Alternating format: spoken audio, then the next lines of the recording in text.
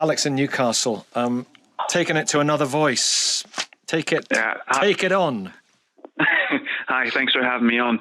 Yeah, to come back to that meeting with Donald Trump, I think it really does show the brazen corruption of the oil and gas, not only in America, but around the world. I mean, we have COP29 coming up in just a week's time, but last year was the first time that fossil fuels were properly mentioned in a COP. They talked about coal only in COP26, and last year was the first time they mentioned oil and gas and how we need to remove oil and gas. This is terrifying considering how many COPs there's been and how many fossil fuel delegates are there. This year, there's going to be 4-6 times as many, I think, fossil fuel delegates as there are indigenous people. Isn't it good that they're there, engaging? No, not at all. It's like putting a fox in charge of the chickens. They're not in charge. They're contributing and They're not contributing. They're lobbying. There's far more fossil fuel lobbyists than there are renewable lobbyists, far more fossil fuel lobbyists than delegates of any other country. It is terrifying how much control they have over this political system.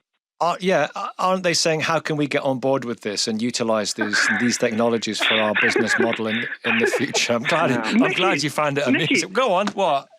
50 years they have been trying to cover up the climate science.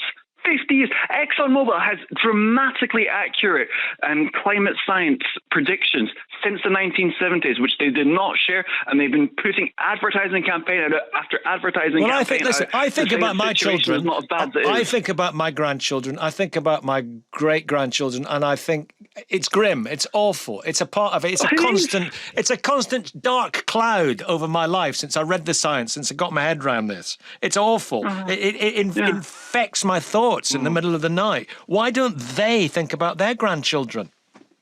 I don't know. I think they can protect their grandchildren with all the money they're going to make. I think they're more focused on their career than they are about the bigger picture. I think in general, humanity is too short-sighted when it comes to big issues like this. But I think that's entirely the reason why we all need to step up and say to these oil and gas people, say to the politicians, this is not acceptable. This is life or death. My kids are going to really suffer unless we all stand up and speak out on this.